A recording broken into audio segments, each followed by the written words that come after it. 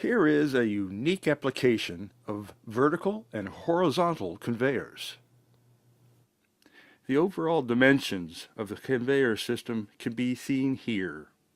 We start here on an upper floor in the main cafeteria, where customers are dropping trays of dishware at a traditional tray conveyor. Dishroom workers remove all the dishware and sort them into bins. The bins then enter the first vertical conveyor and lower into the ceiling and exit onto a horizontal slat belt conveyor. It then snakes its way through the ceiling for about 200 feet. Here it enters into a second vertical conveyor and lowers into the basement dishroom, where it exits onto a final horizontal slat belt to a scrapping table where the dishware is transferred to racks and conveyed automatically into a warewasher. To show you exactly how it works mechanically, here are the actual components for the job prior to installation, just on a smaller scale. The cafeteria and loaded bins are upstairs. They go down the first vertical, across 200 feet in the ceiling, go down the second vertical, and exit back to the final dish room. The entry to the vertical is the key to the entire system.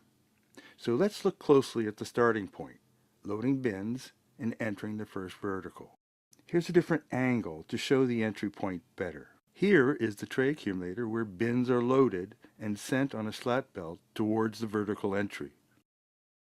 Just a few feet before entry, the bin transfers to an indexing conveyor. The definition of indexing is the sequential arrangement of material, which is what this system does. Aerowerks indexing is accomplished with these pusher pins on the belt that controls each bin entry.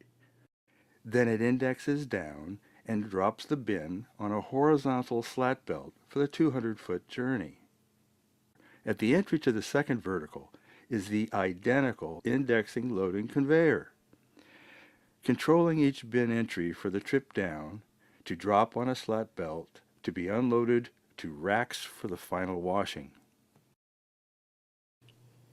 There are strategically placed sensors throughout the system to detect any improper positioning, loading, or unloading.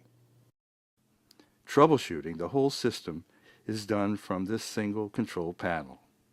We can also arrange for cameras to be added to the sensors and an internet connection from the control panel to our engineers in Toronto.